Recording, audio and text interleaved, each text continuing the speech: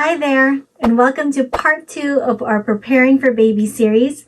I'm Clarice, and I'm a board-certified lactation consultant and child development teacher. And if you are expecting your first child, congratulations. I'm here to help you feel a little less stressed and a little less overwhelmed about the exciting changes that are coming up.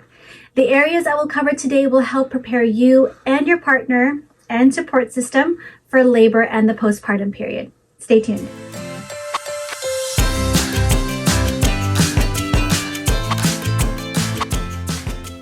So here we are. You're at the final stretch of pregnancy. If you watched the first part of this series, you prepared as much as you can during these 9 months, and now you're thinking about what's it going to be like when you go into labor and check in at the hospital or birthing center. What I'll be focusing on today is preparing you for what to expect and give you ideas on how best to handle situations so as to minimize your stress as a new parent and feel more confident leaving the hospital or birthing center with your baby. Number 1 is manage your expectations of the labor process.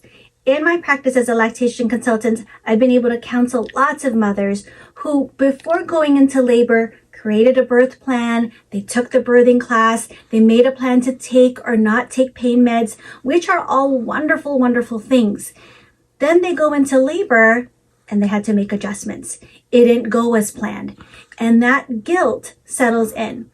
So as a new parent, where you're already very, very emotional, that's a lot to take on. So the best thing I can tell you before your baby is here is know what to expect, prepare for it as best as you can, but also know that things can change. Things are not always going to go as planned, and that's okay. You remain flexible and trust that things are going to work out. That's a mindset that will save you throughout your parenting journey, not just during the labor process, but also in the years that lie ahead. Number 2 is ask questions and actively participate in your baby's care routines. If you deliver in a hospital, please note that the staff is there to help you.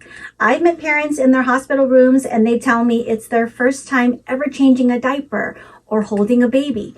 Every parent is different, but what's true for everyone is that parenting is the ultimate learning on the job experience. So ask questions, practice doing the routines, watch how they give the baby a bath or try burping the baby. That way when you go home, you feel more confident. Number 3 is track your child's naps, feedings, and diaper changes. To monitor your child's progress, your health team is going to ask you to track your child's diaper changes. How many pee or poo diapers, its color, how often, when their last feeding was, especially if they're breastfeeding, and how long they've been sleeping between feedings. Don't rely on your memory to remember what time all that was. You'll be too exhausted. So at the hospital, they'll give you a document sheet to track it. At home, I suggest you write it down in a notebook. This will be important info at your child's 2-week doctor visit and as you get to know your child's daily rhythm. Number 4 is minimize your visitors as best you can. Your health team is continuously monitoring your health as well as your baby's. So expect that people will be going in and out of your room frequently. Your stay is only going to be about 2 days, depending on you and your baby's progress. And in that time, documents are being prepared for your family, preparation for circumcision, if that's a procedure you want for your son, lactation consultants to help you with feedings, your nurses who will check you for bleeding, etc. So you can ask your nurse to help pause any outside visitors unless it's absolutely necessary, so you can get some rest. If you have a lot of family and friends who want to come and visit you at the hospital, that's wonderful. But if you're not up for it, always know that you can tell them, or you can have your partner tell them, or your support system tell them to visit you at home instead.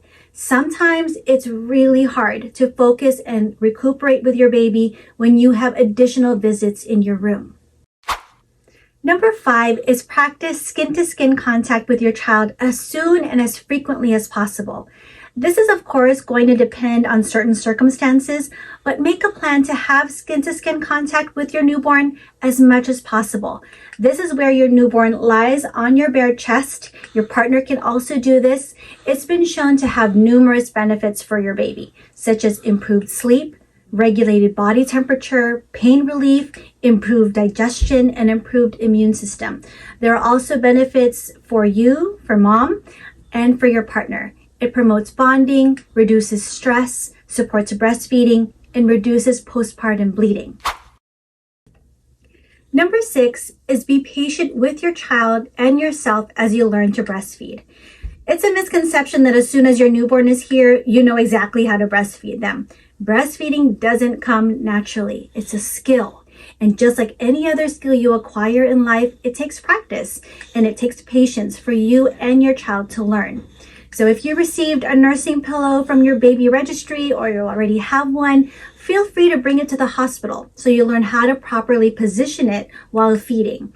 Hospitals often run out of nursing pillows, so it's good to bring your own. You can practice and ask your nurse or lactation consultant advice so you feel more confident when you're at home.